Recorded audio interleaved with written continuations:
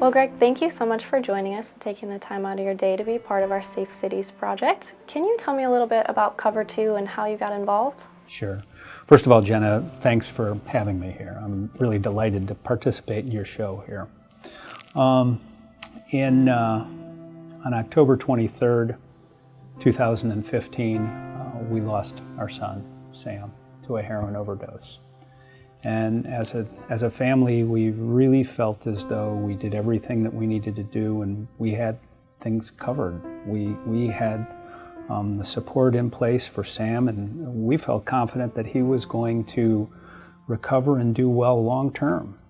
By the day that he passed, at that point in time in his life, he had a great job, a loving girlfriend, and they were expecting a baby. So he had everything to live for, and we thought that we had, dodged a bullet, so to speak, and that when we were thrust into crisis, that we kind of worked our way through it, and Sam was going to be just fine. But nothing could have been further from the truth. He went out that one last time, and he ended up doing the heroin that he got that day was heavily laced with fentanyl, and so that knocked the wind out of us, needless to say, and we were in shock for a bit. But one of the things that I came back to real early on was some conversations that Sam and I had while he was struggling with this disease. Conversations of his desire to help others not go down this same path. And so Cover2 really came as a result of those conversations. That's when the seeds were planted for Cover2. Our first initiative here has been a series of podcasts. It's evolved a bit, but we call it the Cover2 PPT podcast series. That's people, places, and things that are making a difference in the opioid epidemic. Do you have any advice for someone who hears about one of these programs and wants it in their area? What advice would you give them to kind of get the ball rolling and get that into their community? Really two things. Number one, I would suggest listen to our podcast about it. We've got podcasts on virtually every one of these. And what we include in each of those podcasts is contact information for each of the people that have created these programs. And in many cases, you'll have PowerPoint presentations, and in one case, even a workshop on how to do it yourself. And that's on the quick response teams, because we recorded that, their workshop that they did. So, the first step is to go ahead and listen to the podcast, and the next step is these people are just, they're leaders in what they've done, and guess what?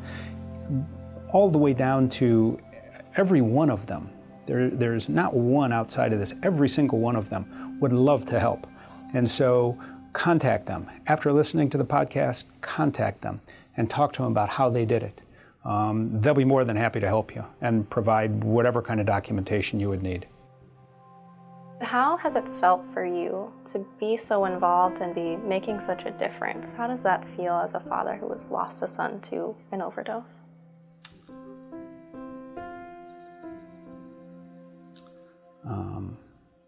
So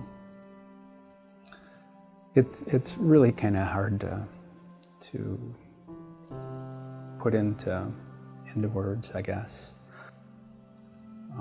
Normally take too much time to reflect back, but this weekend we will be reflecting back, because Saturday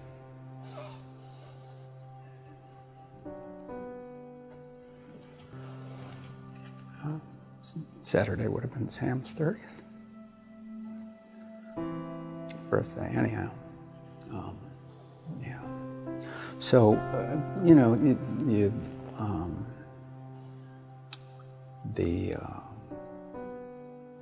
the work that we're doing, I'm hoping that it's going to be meaningful for other families and communities out there, and boy, we do that in Sam's name and in his memory, and that's tremendous. And I know he's pumped. I know that. So, yeah. It's really great to see these pictures of Sam and see what an awesome life he led. He looked like such a happy guy, and like he lived a lot of life while he was over here. Yeah, he sure did. And Amy put this together, my daughter put this together, and that was for his services.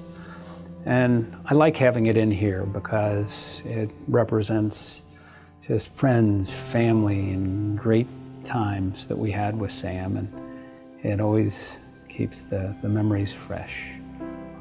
So we've got pictures from just a little less than 12 weeks before he passed. That was Matthew's wedding. All the way through football events and him growing up, and just some great memories there. So what I'd like to do is offer to you what I offer to all those when I go and speak. And it's this little chip.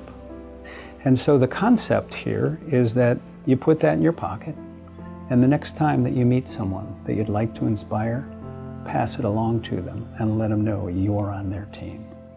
That's great. Thank you so much, Greg. It's really been incredible speaking with you and hearing about all the different organizations that you've connected with, and then the programs that you have brought back to your own community to help others in need. Well, thanks very much, Jenna. It's been a delight meeting you here, and thank you for giving us this opportunity.